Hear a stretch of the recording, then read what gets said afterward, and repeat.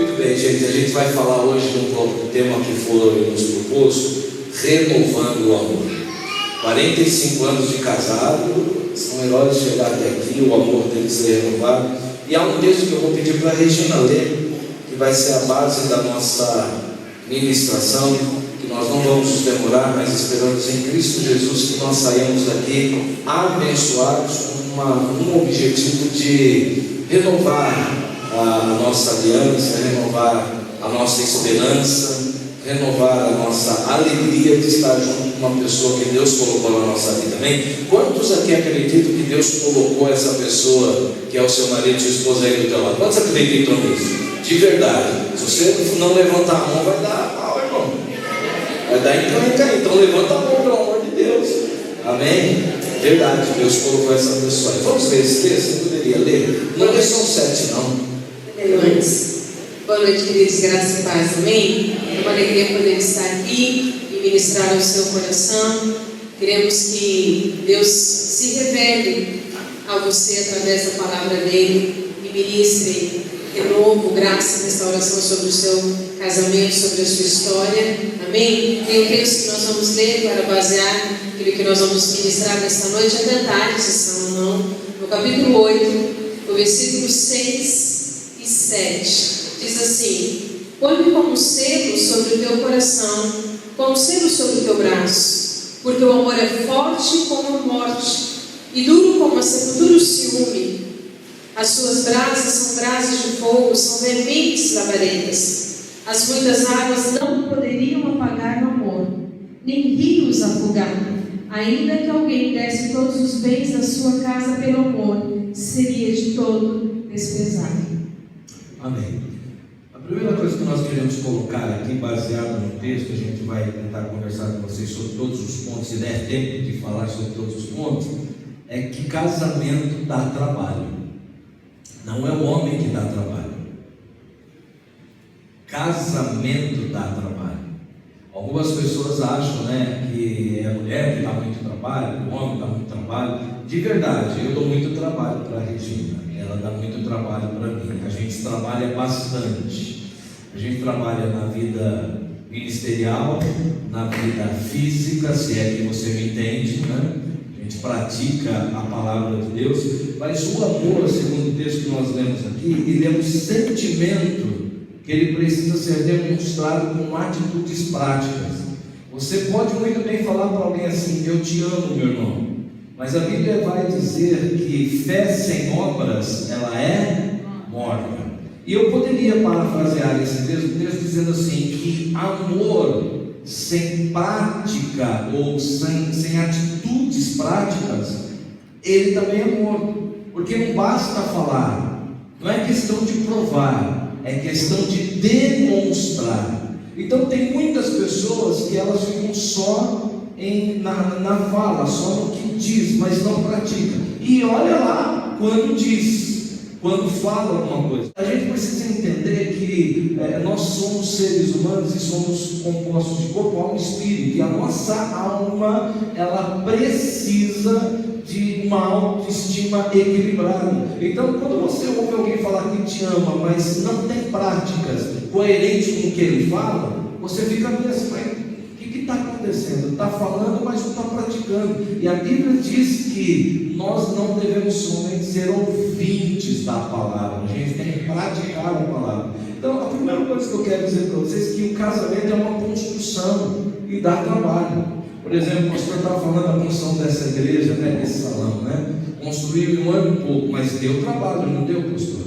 Dá muito trabalho. E o trabalho nunca começa de cima para baixo, de uma construção. Ele começa de baixo para cima. Então são pequenas coisas que vai de fato acontecendo, que pode desconstruir um relacionamento. E é importante a gente entender o seguinte, que o amor pode envelhecer.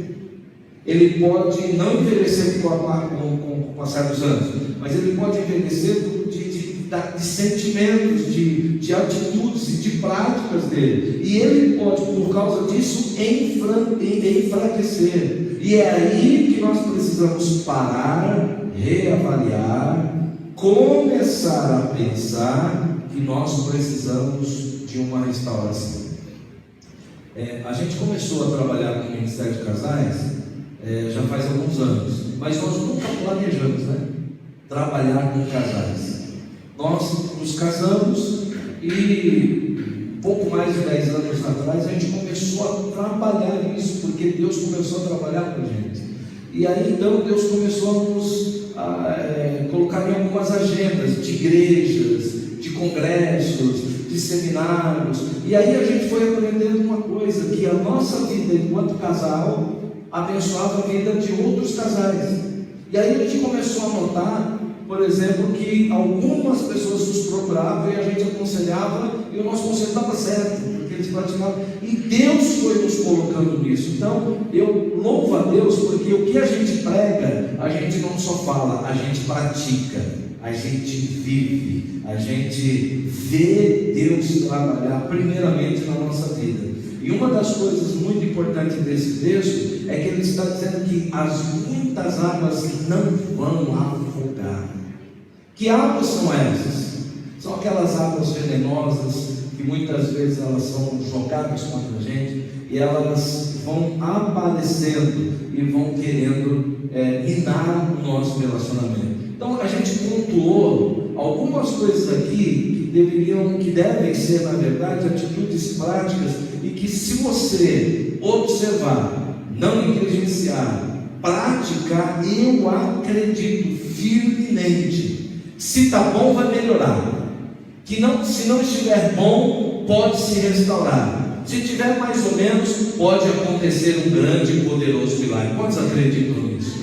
Então a gente vai falar de pelo menos 4 coisas aqui, se der tempo, para que você possa pensar nelas, nessas coisas que são práticas, porque o texto está falando de coisas práticas, amém? E a Regina vai começar a falar sobre o primeiro ponto, a prática para renovar o nosso amor e o nosso relacionamento. Vamos lá? O importante é, quando nós nos casamos, tem pessoas que quando chegam no casamento falam assim: pronto, cheguei onde eu queria. E isso é só o início de um grande relacionamento, de um grande desafio de formar, através da palavra de Deus, um relacionamento saudável e uma família, uma herança do Senhor. Quando nós olhamos esse texto e diz assim: as muitas águas não podem apagar, não quer dizer que não teremos lutas. As águas virão, as lutas virão para querer destruir o nosso casamento. Agora, um princípio importante no reino de Deus, que se baseia em todo relacionamento, é o perdão. E existe essa prática, é algo muito importante. E eu quero falar sobre isso: perdão e reparação do erro. Quando nós começamos a trabalhar com as nossas próprias dores emocionais, nós vamos sempre ter alguém que nos feriu e alguém que nós ferimos. Então sempre nós vamos enxergar a necessidade de pedir perdão e a necessidade de restaurar algo que foi perdido. A prática do perdão é algo muito interessante. A Bíblia diz que eu consigo entender que eu errei. Quando eu erro, eu me arrependo. E o meu arrependimento traz frutos dignos desse arrependimento. Então é importante nós entendermos que essa prática no casamento, ela é de extrema importância. É muito importante nós confessarmos sinceramente os nossos erros. Nós não podemos passar uma vida como um casal dizendo ao outro: ah, mas você me conhece, você sabe que eu sou assim. Não há inteligência nisso. Nós precisamos olhar para a palavra do Senhor e tirar dessa palavra todo o subsídio para vivermos uma vida que o Senhor Jesus conquistou para nós na cruz do Calvário. O perdão é a porta de cura. Nós precisamos avaliar o nosso comportamento em relação ao nosso esposo, à nossa esposa, e com muita sinceridade reparar os nossos erros, pedir perdão e caminharmos uma vida diferente. Existe uma história no mundo que casamento pode ser desfeito a qualquer momento, por qualquer situação, por qualquer besteira, mas isso não é verdade. A verdade é que o Senhor tem para qualquer casamento cura, graça e poder de restauração. Existe uma pessoa que escreveu e falou isso, eu não sei quem é, mas ela disse assim: se você tem dificuldade de perdoar, não se case. Mas tem gente que já casou com essa dificuldade. E aí a gente tem que começar a acertar isso. Eu, na minha vida com Lázaro, há 23 anos juntos, eu já tive que pedir muito perdão. Eu já errei. Ele teve que pedir mais. É verdade, estou brincando. A gente tem que avaliar o nosso comportamento. Um casamento onde o amor reina, o perdão está estabelecido. E nós precisamos ter um comportamento. Quando nós pedimos perdão, nós vamos parar de errar naquela área. Tem gente viciada em erro. Tem gente que massacra o outro emocionalmente, sempre caindo na mesma área. Por isso que o perdão vem junto com o fruto do arrependimento. Eu preciso reparar, eu preciso pagar a conta do meu erro, se nós podemos dizer assim, porque nós estamos falando sobre algo que pode causar um grande desafio de caminhar junto. Como conselheira há alguns anos, eu percebo que algumas pessoas, como o Lázaro disse, eu já atendi 2 mães que não colocam mesa para os seus filhos e que nunca disseram aos seus filhos que amavam, nunca disseram aos seus esposos que amavam. E quando você ouve isso de um homem, você tem um tipo de sentimento, talvez a educação, talvez o jeito que foi criado, então vão me ensinar, vai aprender. Mas quando você ouve de uma mulher, que é natural que uma mulher seja mais dócil, que ela trabalhe mais a família, que ela traga mais papel, então isso assusta. E aí eu falei para ela: eu vou te dar uma tarefa. Você vai colocar a mesa para os seus filhos. E você vai dizer a eles que você ama. Então você tem 7 dias até o nosso próximo encontro para você dizer ao seu marido e aos seus filhos que você ama a sua família. Ela voltou depois de 7 dias e não conseguiu dizer. Porque ela não foi treinada. Porque ninguém ensinou o valor da palavra. E aí eu falei: então agora nós vamos para um outro desafio. Você vai voltar para a sua casa e você vai pedir perdão por nunca ter dito que amava. É muito importante nós entendermos que a necessidade no casamento de nós pedirmos perdão e reparar aquilo que nós fazemos de errado. Nós precisamos parar de vícios que atrapalham o nosso relacionamento. E nós precisamos começar a compartilhar a nossa vida. O perdão, ele elimina a culpa. O perdão, ele tem esse poder. Mas ele não é um atestado para a gente viver errando sempre. Não é uma coisa assim: eu casei assim, eu sou assim. Quando você me conhecia, eu era assim. Só que nós temos que entender que quando nós nos casamos, o outro é primeiro. Você pode falar isso para sua esposa, para o seu marido? Você é primeiro na minha história. Amém? Nós precisamos aprender, mas nós precisamos começar a olhar para o nosso casamento e entender: será que você hoje, não faça isso agora, não precisa pedir perdão para o seu esposo? Será que você não precisa pedir perdão para a sua esposa? Eu sempre falo, quando ministro sobre casamento e perdão, se você for pedir perdão para a sua mulher ou para o seu marido de alguma coisa realmente grave e importante, não faça isso antes de conversar com o seu pastor ou o seu conselheiro, para te conduzir a uma prática real e verdadeira segundo o padrão de Deus, porque às vezes nós não estamos preparados para ouvir algumas coisas e nós necessitamos de ajuda. E nós estamos hoje aqui nessa noite para dizer: para o meu casamento e para o seu casamento é importante perdoar. O perdão libera, o perdão liberta, o perdão cura, o perdão restaura e o perdão demonstra fruto daquilo que eu entendo que é errado e eu não quero mais praticar. Que nós possamos ter casamentos onde o amor caminha alinhado com essa palavra chamada perdão. Como o Lázaro falou, 23 anos juntos, tem muitas coisas, mas muitas coisas que eu errei. Tem muitas coisas que nós erramos juntos. Mas tem algo que sempre é capaz de fazer uma aliança ser restaurada. E isso se chama perdão. A sinceridade e a motivação correta de um coração é isso que atrai a glória de Deus para dentro da nossa casa. Amém? Que nós possamos entender que um casamento renovado é um casamento baseado em perdão, reparação de erros e uma vida que demonstra o Evangelho de Cristo. Amém? Amém. Amém, irmãos? Amém. Amém. Glória a Deus. Glória a Deus. Eu não vou perguntar aí quem está precisando pedir perdão, não, porque esse não é o ambiente. Mas quando você chegar na tua casa, você pode iniciar uma jornada de tirar todo o peso da sua vida.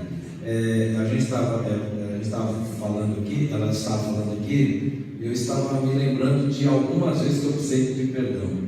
Pedir perdão e perdoar não é opção, é mandamento.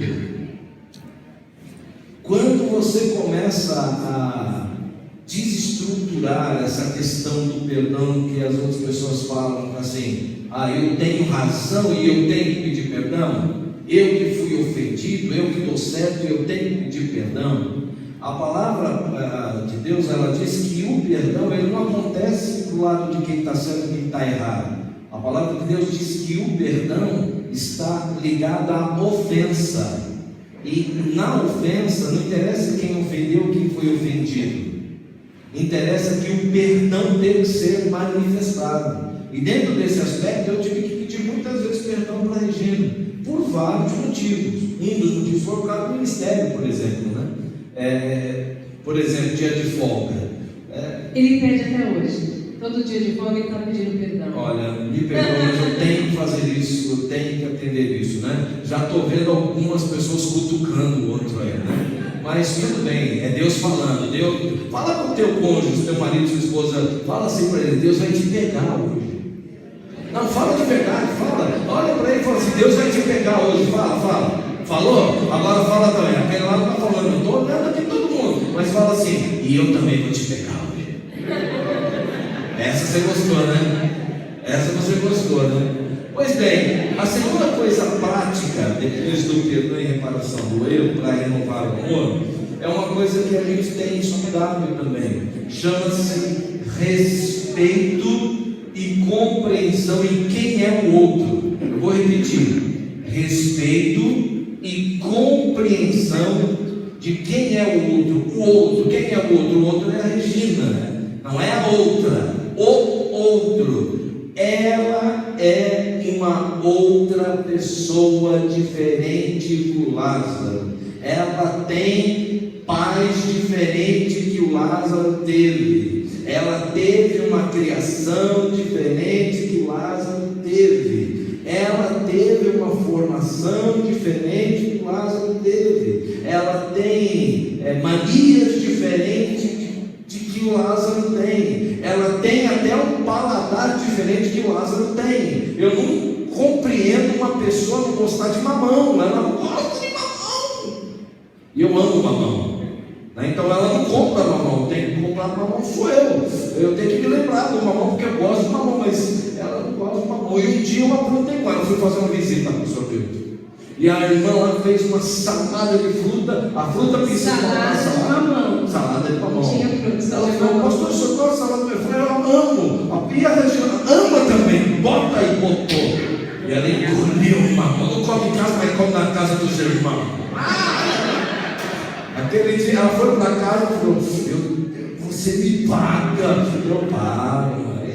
Sabe, você precisa, eu preciso, nós precisamos entender que nós nos casamos com uma pessoa que nós podemos ter muitas coisas em comum, mas ela é uma outra pessoa. Ela reage de forma diferente, ela fica brava de forma diferente. Tem coisas que eu fico bravo que ela não está nem aí, meu Deus do céu. Tem coisas que ela fica brava, eu falo: mas para que ficar assim? Para quê? Por que ficar brava? Está tudo tão bom. Então você e eu precisamos entender algo. O respeito e a compreensão de quem é o outro está naquele âmbito da diferença. Por exemplo, se eu perguntar aqui, vou perguntar para os pastores: o que você é diferente, pastor Silvana, do pastor Vitor?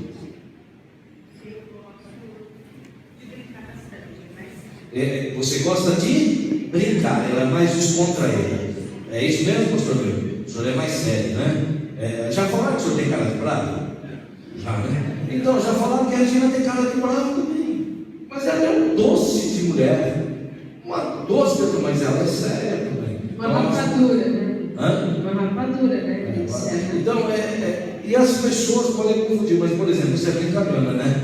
E ele é sério, né? Como é que. Ele é um leão que vira um gatinho. Ai, gatinho.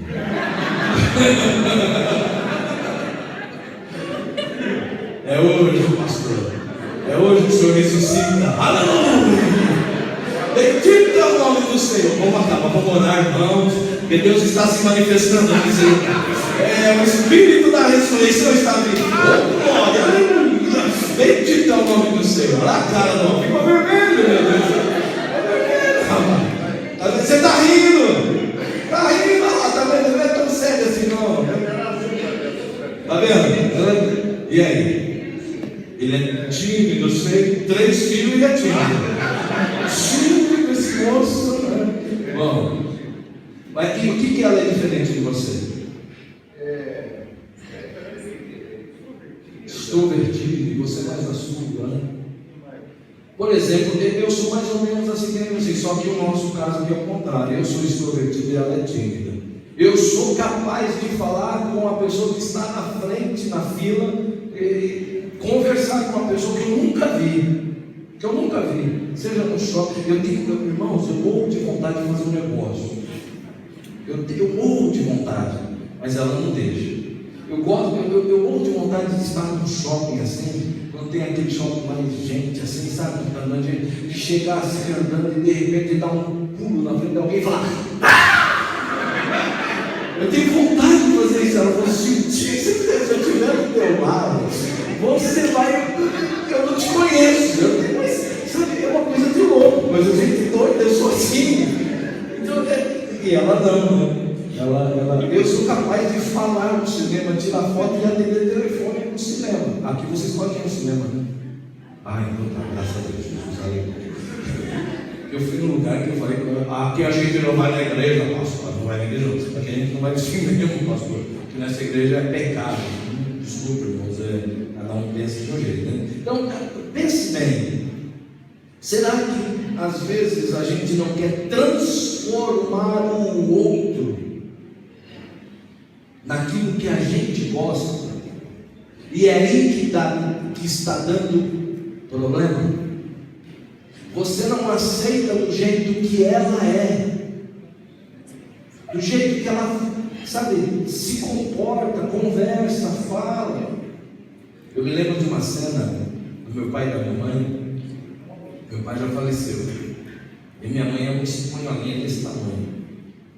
E quando eles brigavam e ela ficava brava, meu pai queria conversar e ela fazia assim, fingia que não estava ouvindo. Maria, eu quero conversar com você. E ia na frente dela assim, ela virava para lá. Quantas vezes eu vi isso? Meu pai ficava tão irado, mas tão irado, que um dia ele pegou nela, vem para cá assim, pegou nela: eu quero falar com você, sua desgraçada. Fala desse jeito.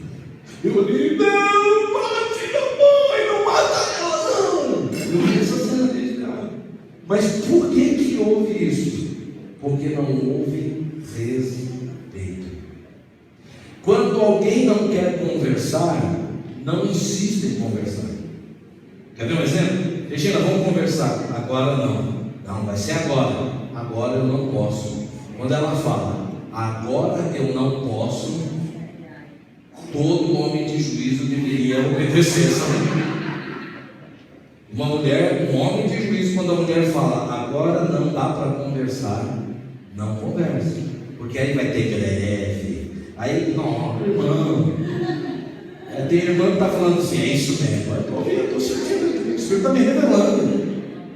É desse lado aqui, irmão. Não é que esse lado aqui está santo, não. Tem pior aqui desse lado.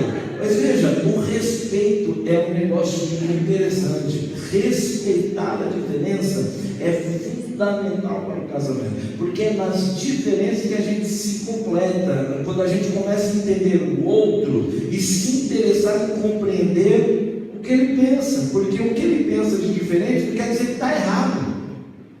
Você ouviu o que eu disse? O diferente não quer dizer que está errado. Eu e ela pensamos muitas coisas diferentes com relação à igreja e ao ministério. Mas não quer dizer que eu estou errado ou que ela está certa, ou que ela está certa, ou que ela está errada e eu estou certo. É porque é uma forma diferente de pensar. É só isso. Então, a respeitar o sentimento, a maneira de agir e busca de conhecimento nessa área deve se aprofundar um com o outro. Por isso que em casamento a gente fala, né, de respeito. E geralmente existe um estigma. Eu procuro, por exemplo, quando eu vou fazer casamento, celebrar um casamento, procurar desmistificar isso, de que a mulher que tem que respeitar o marido. E não é verdade. São os dois que precisam se respeitar. Porque onde não tem respeito, não tem relacionamento. Onde não tem confiança nesse respeito, não tem como manter um relacionamento saudável. Quantos estão me entendendo aqui?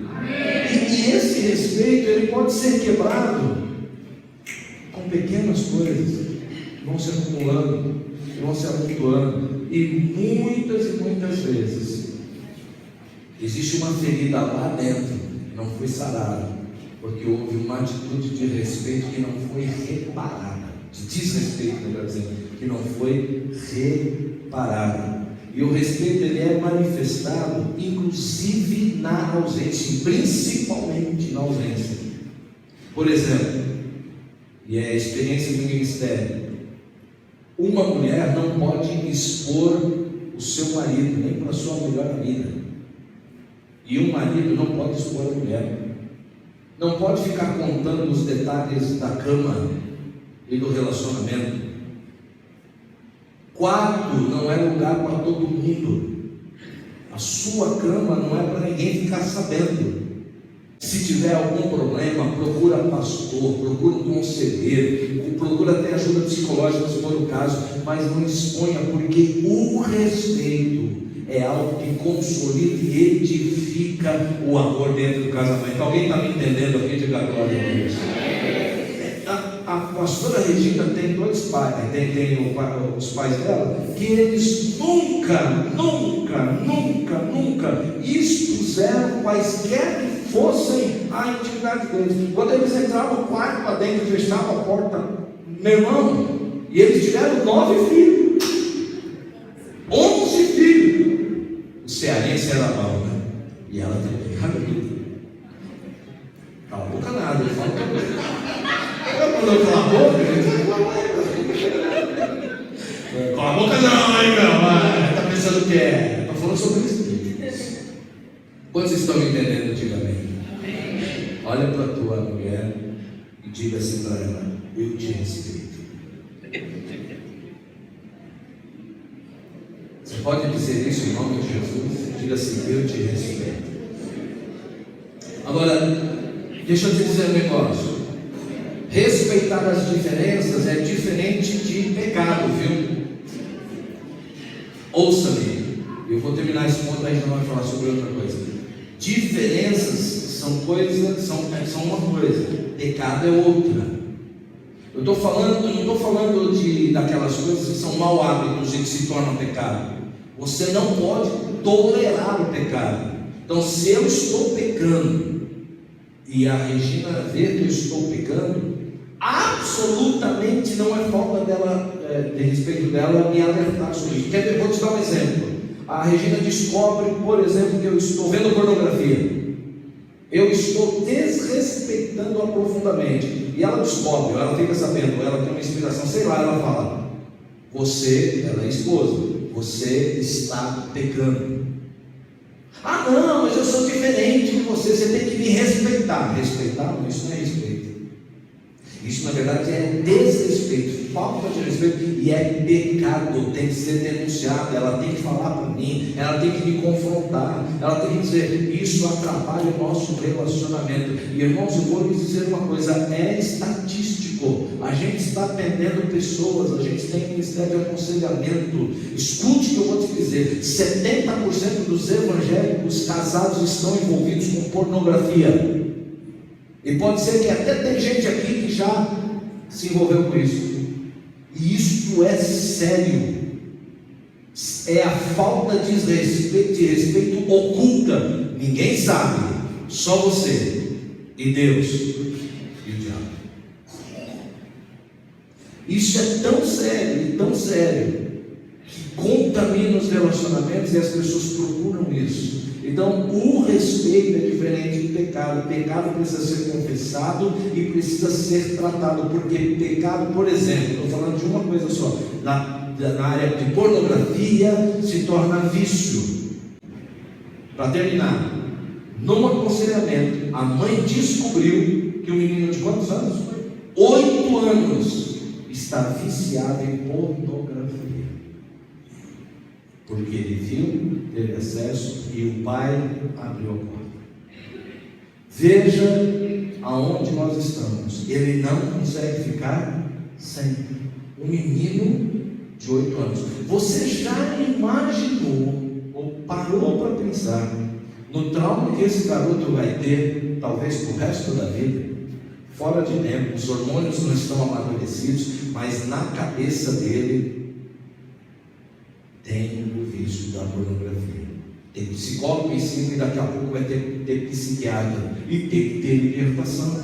Então isso é muito sério. Para que você e eu tenhamos na prática um casamento restaurado e baseado em amor, a gente tem que ter muito respeito. Você pode dizer glória a Deus? Glória a Deus. Uma coisa interessante sobre respeito, para nós que somos pais, eu, como mãe, introduzo na mente dos meus filhos respeito para com o pai.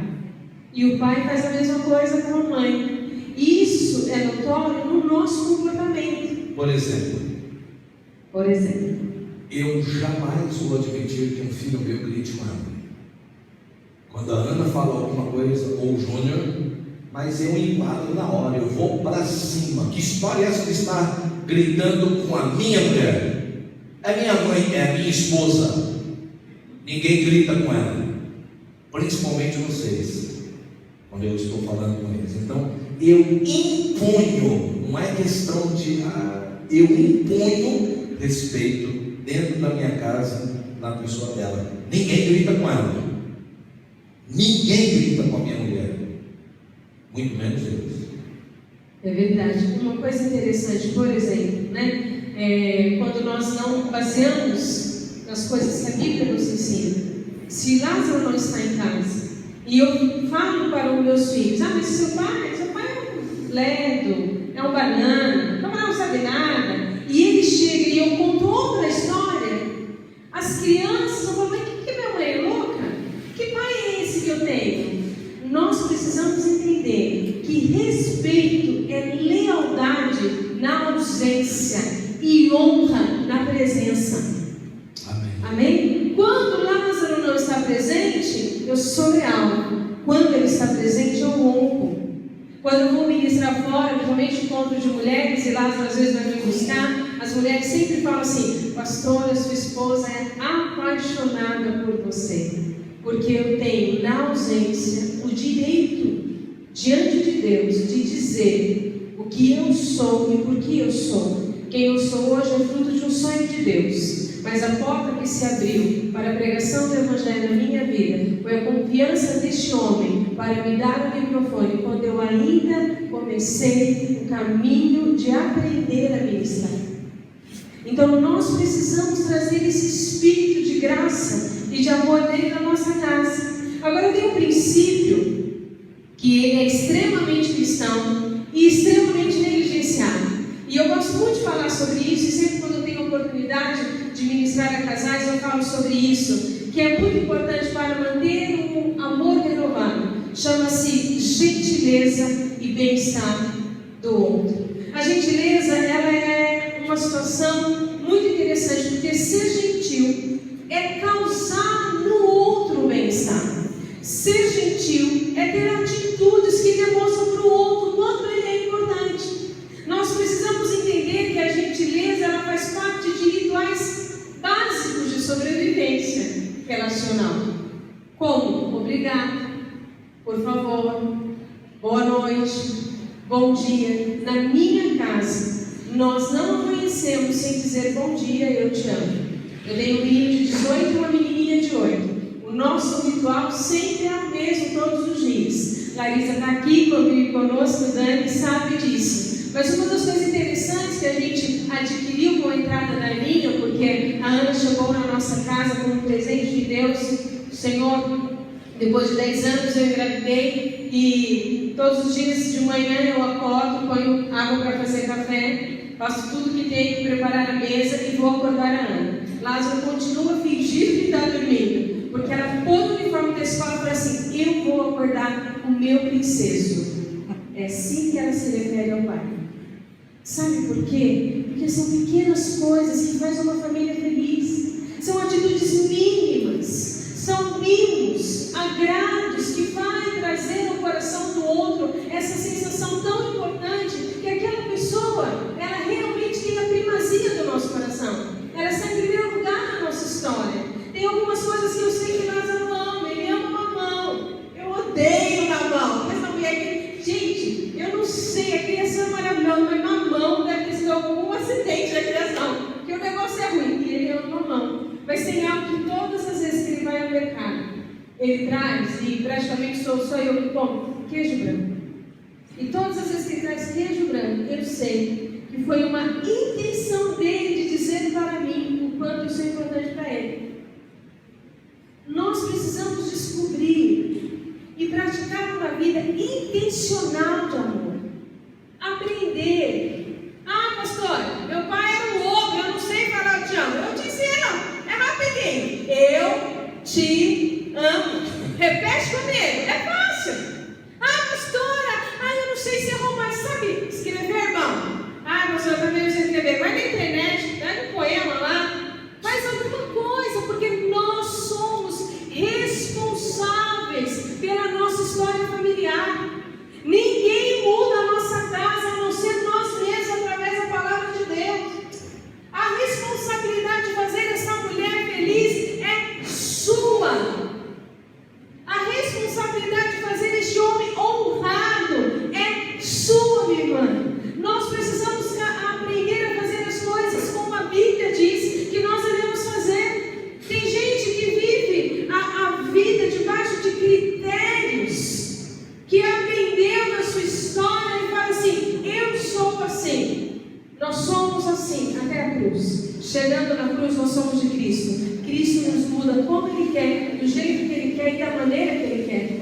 E a Bíblia que eu leio e a Bíblia que você lê diz que o homem é protetor, ele cuida, ele abençoa, ele ora, ele incentiva, ele é aquele que traz segurança para a mulher. E diz, a Bíblia que eu leio, que você lê, que a mulher é como coroa na cabeça do marido. E sempre quando eu ministro às mulheres, eu falo assim: o que você está colocando na cabeça do marido?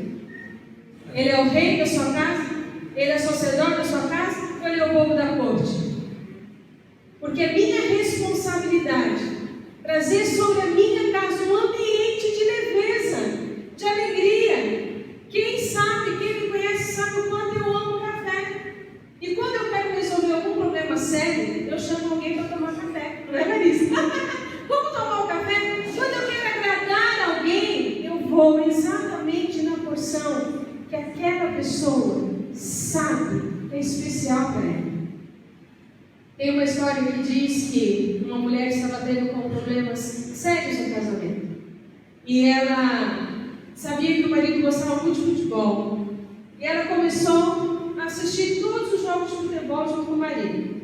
Deus queira que eu seja corintiano. Ofendi alguém? É que eu sou São Paulina. Mas ela ia assistindo o jogo. E aí uma outra pessoa perguntou assim: mas você gosta tanto assim de futebol? Ela disse: eu não gosto de futebol. Eu gosto do meu marido. Gentileza é você fazer para o outro aquilo que causa nele a sensação de único, importante, especial. E amados, como cristãos, nós não podemos pecar em não dar um bom dia, em não dar uma boa noite. Nós não podemos pecar em dizer e deixar para trás, falar que não amamos as pessoas que amamos. Como nós não podemos cercear dentro da nossa casa e dos nossos filhos a graça do Evangelho da verdade que nos liberta. Você não pode, meu irmão, permitir que outro homem elogie sua esposa. Ela tem que sair da sua casa sabendo que ela é a mulher mais linda que existe na sua história. Meu irmão, você não pode deixar que outra leve ao seu marido qualquer tipo de interesse, porque é através de pequenos atos que nós demonstramos o quanto as pessoas são importantes. É na gentileza, é naquilo que transforma histórias com pequenas coisas. Eu vou contar uma coisa que eu fiz esses dias. Lázaro tem trabalhado muito e a gente tem falado isso com ele, e eu entendo que é questão de ministério, mas eu sou cearense, eu guardo a minha peixeira. Ela fica ali, guardadinha, precisar a gente usa, não é não? Mas um dia desse eu falei, você não vai sair ainda aí? Estava no escritório, estou fazendo isso, blá. E eu mandei um WhatsApp e falei assim, olha, se você sair daí agora, vai ter para você uma garrafa de café quente, pão na mesa, no meu colo e cafuné na sua cabeça. Em 20 minutos ele estava em casa.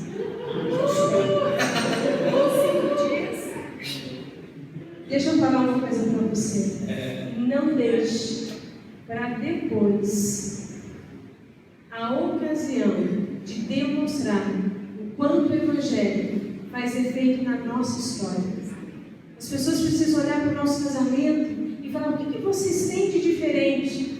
Cristo é a maior diferença em nós. E a Bíblia diz que Ele deu para nós a capacidade, pela palavra do Senhor, de ter uma mente transformada, para descobrir nele todas as áreas da nossa existência, o que é bom, o que é perfeito e o que é agradável.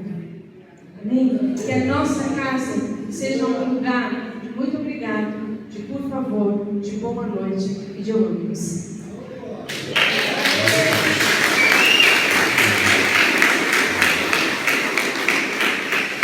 Vamos terminar, vamos ter práticas importantes para a gente estar com o nosso amor, o nosso relacionamento, nosso casamento renovado. Perdão, respeito, gentileza. Vamos repetir? Perdão, respeito, gentileza. Mais uma vez. Perdão, respeito e gentileza. Só as mulheres de Deus. Perdão, respeito e gentileza. Só os varões de fé. Perdão, respeito e gentileza. Está faltando alguma coisa dessas aí? Está faltando? Não, eu estou perguntando a você. Será que tem perdão o suficiente? Será que tem respeito o suficiente? Será que tem gentileza o suficiente? Mesmo que tenha, sempre pode melhorar. Mesmo que seja intenso, sempre pode melhorar. Então essas três coisas, eu vou falar a quarta já, elas são importantíssimas e elas fazem o tripé de que qualquer que for as circunstâncias contrárias, mas se houver perdão, se houver respeito, se houver gentileza, a gente supera qualquer coisa. Pode vir a água que for, pode vir o problema que for, pode vir a tempestade que for, pode se levantar como quiser, aquele casamento está alicerçado na palavra, no compromisso e numa aliança de amor que fala sobre perdão, fala sobre respeito, fala sobre gentileza, mas também fala, em quarto lugar, e é aqui que a gente vai terminar, em elogio. Qual foi a última vez que você elogiou esse homem que Deus te deu? Qual foi a última? Mas aquele elogio, sabe? Eu estou falando de elogio, você está bem? Estou falando aquele elogio que faz ele virar um leão, virar um touro, pegar você, entendeu? Fazer de você a mulher mais feliz da paz da terra. Olha para a Marisa como ela é feliz. Olha como ela está rindo. Ele já pegou na perna dela e falou assim: você é uma gata. Eu vi a tua mãozinha lá. Qual foi a última vez que você recebeu um elogio que te fez tremer na base, sabe? Aquele elogio de verdade. Eu não estou falando, gente, eu estou falando daquele elogio sincero que valoriza o outro. Por que isso é importante? Porque o elogio é valorizar a pessoa nas suas qualidades. Todos nós temos defeitos. é de fábrica, começou com Adão lá, não tem jeito. Não existe casamento perfeito, é mito. Não existe príncipe, é mentira. Enganaram você. Não existe. Não existe mulher perfeita, não existe homem perfeito, não existe. Mas existe gente que perdoa, que respeita, gente que é gentil e gente que elogia também. Qual mulher aqui não gosta de um elogio? Fala para mim. Mulheres, vocês gostam de elogio? Então vocês vão ouvir agora dos seus maridos um elogio na orelha. Eu não posso falar com ela na época porque eu estou com o microfone aberto. Vou falar. Não, faz favor. Dá um elogio lá nele. Fala no ouvidinho dela aí. Ixi, tem um lá que já levou um tapa na orelha. Eu vi. Vou nem olhar. Olha lá, olha que bonito lá. O cara elogiou, abraçou, pegou, amassou. Olha lá. Isso aí. Elogio. Tinha um cara que estava com uma dificuldade. Porque estava casado há quase 10 anos. Quando a mulher fazia alguma coisa assim de errado, mas você é linda! Maravilhosamente linda, mas é burra! É burra demais! Mas teve um dia que eles brigaram comigo. E ela foi dormir mais cedo. Aí no outro dia, ela levantou, colocou a mesa, aí levantou depois, viu aquela mesa linda, maravilhosa. E olhou aquilo e falou: puxa vida, meu amor. Ontem eu te chamei de burra. Mais uma vez você me chamou de burra. Eu sou linda, né? É linda. Mas eu falei que você é burra. Me perdoa mais uma vez. Não tem problema. Fui dormir mais cedo, orei, tive sonhos celestiais e Deus me revelou. Deus revelou o quê? Deus me revelou porque você me chama, fala que eu sou muito linda e me chama de burra. Mas o que Deus falou com você? Ele disse que eu sou linda, por isso que você casou comigo. E que eu sou burra, por isso que eu casei com você.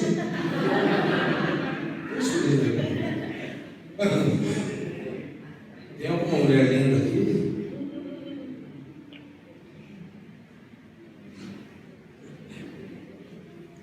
Presta atenção. A Regina falou um negócio seríssimo. Quem tem elogiado a sua esposa ou o teu marido? Isso é tão sério. Eu vou terminar para a gente orar. Que quando a gente fala de elogiar, a gente não está querendo dizer que não existe defeito. É que a gente potencializa demais e as brigas acontecem por causa dos defeitos. E o conserto fica tão difícil porque a gente, quando a gente só enxerga defeito, a gente não consegue enxergar o que é bom. Você é capaz de falar, por exemplo, uma qualidade da sua esposa agora? Perdão, respeito, gentileza e elogio. Não pode faltar dentro de um casamento. Não pode faltar.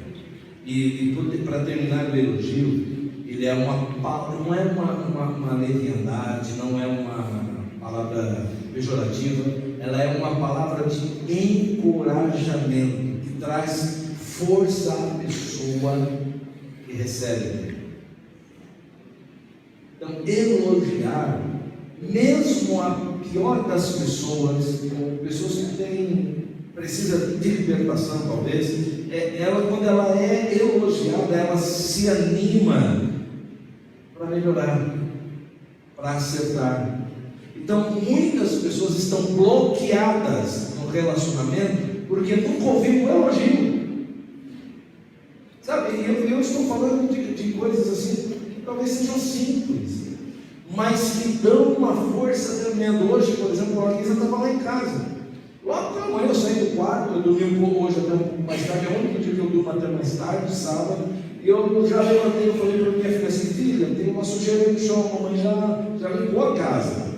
E ela falou: já vou. Eu não gostei. Eu falei: já vou não. Sim senhor, isso parece que já vou. Já vou, pai, estou terminando o negócio aqui. De jeito nenhum. Filha, a mamãe limpou a casa. Você não pode sujar o que ela limpou, você tem que preservar. E eu não gostei do jeito que ela tratou. Eu falei assim: já fui na bronca. Eu falei: é o seguinte, pro meu quarto. Eu fui para o quarto. E a primeira coisa que eu fiz, quando eu falei para ela: você vai conversar de pai para filho comigo aqui agora. Primeira coisa que eu fiz, eu a elogiei. Depois veio uma bronca. e depois disso você pode melhorar. O que você tem a me dizer? Desculpe. É assim que funciona. Você, mesmo quando vai dar uma bronca, corrigir alguma coisa, você pode fazer isso. Olha, você é uma bênção, você é uma pessoa assim, mas nesse quesito aqui está errado. Então, o elogio, ele é uma força encorajadora que traz força e traz ânimo, e que você precisa despertar esse potencial no outro. Alguém está me entendendo? Diga amém. Estou terminando e eu quero orar. A partir de hoje, se comprometa com isso, em perdoar. A partir de hoje, se comprometa com isso, em respeitar mais e ter manifestações de respeito. A partir de hoje, se comprometa com isso, em ser mais gentil, de parar de ser um brutamontes, uma mulher amarga, uma mulher rixosa, sabe? Coloca leveza no relacionamento, coloca humor no relacionamento. Um dia a gente sempre brinca, né? De vez em quando eu estou no carro assim, eu vou quebrar tua mãe, e ela fala, ai que medo, meu Deus, eu estou morrendo de medo, né? Coloca brincadeira, a gente tem que brincar mais, e coloca elogio. Por quê? Que nada tem poder de apagar esse amor que Deus colocou entre nós, entre marido e mulher. Nem essas coisas terríveis, nem mesmo talvez uma infidelidade pode destruir, porque pode haver perdão, restauração, voltar a ter respeito, voltar a ser gentil, voltar a amar, talvez até mais intensamente do que era antes. Então, para manter o amor vivo e plenamente abençoado por Deus, nós temos que tomar essas atitudes, amém? Vamos ficar de pé e vamos orar e vamos repetir essas 4 coisas que a gente falou aqui. Alguém poderia se lembrar aqui das 4 coisas que a gente falou? 4 palavrinhas. Primeiro, qual foi? Não, primeiro. Segundo. Terceiro. 4. Então eu queria que você ficasse de frente agora para o seu marido, para a sua esposa. De frente a frente. E você e eu vamos orar agora. Se você puder dar as mãos, colocar a mão no ombro, alguma coisa, mas vocês vão se olhar agora, olho no olho. Eu queria pedir que você fizesse essa oração comigo. Diga assim comigo, olhando para o seu marido e para a sua esposa. Meu amor, eu quero te pedir perdão. Todos, tá? Mulher e homem que vai falar. Meu amor, quero te pedir perdão. Se em algum momento nosso relacionamento precisou de perdão, nós não praticamos. Quero te pedir perdão. Se eu não tenho sido uma pessoa que tem te respeitado, quero te dizer que a partir de hoje eu vou praticar mais isso. Perdão, respeito, gentileza e elogio. E juntos nós vamos ver o nosso amor crescer e se consolidar na presença do Senhor. Olha agora pelo seu marido, pela sua esposa, faça uma oração comigo nesse momento. Faça isso agora, espontaneamente. Se quiser abraçar, faça isso. Pai, em nome de Jesus, quero abençoar, através do relacionamento que o Senhor tem nos dado, todos esses casais. Quero te dizer, Pai, que nós somos gratos por mais uma vez estarmos me ensinando a palavra, pedindo ao Senhor de uma forma sobrenatural, esteja abençoando cada casal, cada família que é representada, abençoando esta igreja, abençoando esse ministério, abençoando este encontro ao Pai de casais que está sendo feito hoje. É a unção do Teu Espírito Santo venha renovando, restaurando, abençoando, mudando a história. Ó Deus, em nome de Jesus Cristo, onde houver a necessidade de liberar perdão, Deus, dá capacidade, dá forças para este casal viver esta situação do perdão, da liberação do perdão. Ó Pai, onde houver necessidade de plantar o respeito e a compreensão um ao outro, que o Senhor possa manifestar isso hoje e agora.